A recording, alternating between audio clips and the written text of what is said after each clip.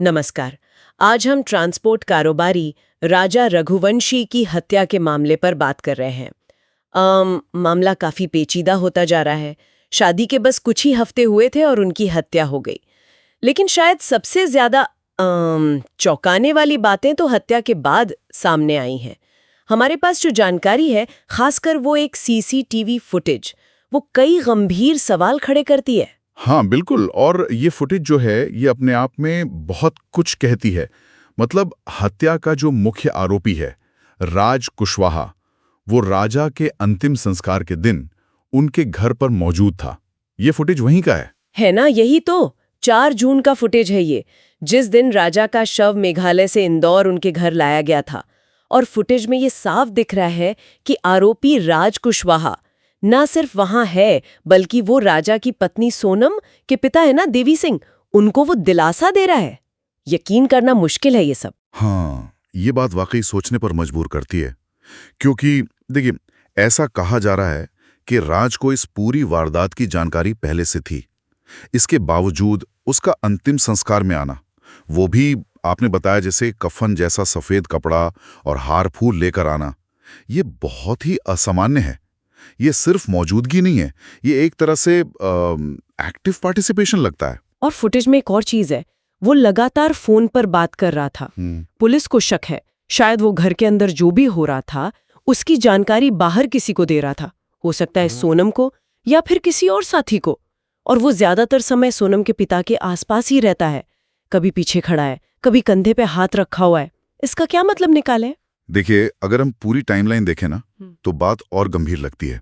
11 मई को शादी हुई। हाँ। 20 मई को वो लोग मेघालय गए। हाँ। 2 जून को राजा का शव मिला खाई में। 3 जून को पोस्टमार्टम हुआ। उसमें पता चला कि हत्या हुई है किसी धारदार हथियार से, जैसे पेड़ काटने वाला औजार। और फिर ठीक अगले दिन 4 जून को ये आरोपी राज कुशवाहा मृतक के घर पर इस तरह से मौजूद है। ये सब इतनी तेजी से हुआ, और आरोपी का ये बर्ताव ये जांच के लिए बहुत अहम सुराख है। या तो ये दिखाता है कि वो कितना बेखौफ है, या फिर ये किसी सोची समझी चाल का हिस्सा है। अच्छा, जांच के बाद चल रही है तो शिलोंग पुलिस की टीम इंदौर आई हुई है इसी सिलसिले में।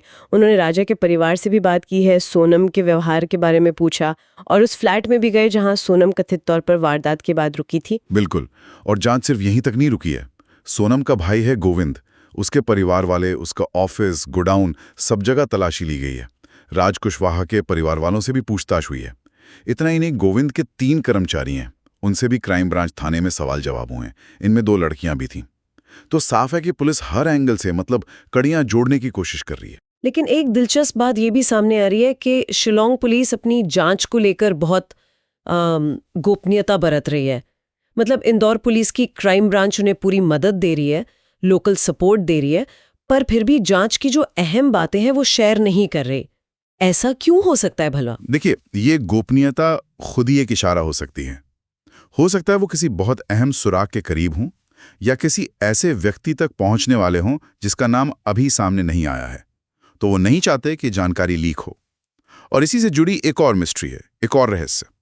खबर यह है कि शिलोंग पुलिस किसी बैग की तलाश कर रही है। बैग? कैसा बैग? हाँ, एक बैग। अब इस बैग में क्या है ये तो नहीं पता, पर जाहिर है पुलिस इसे केस का कोई बड़ा सबूत मान रही है। तो अगर हम सारी बातों को समेटें, एक तरफ सीसीटीवी फुटेज है जो आरोपी राज कुशवाहा के बहुत ही संदिग्ध व्यवहार को दिखा रहा है, अंतिम संस्कार में उसकी मौजूदगी, उसकी हरकतें। दूसरी तरफ शिलोंग पुलिस की जांच है जो इंदौर में काफी गहराई तक जा रही है।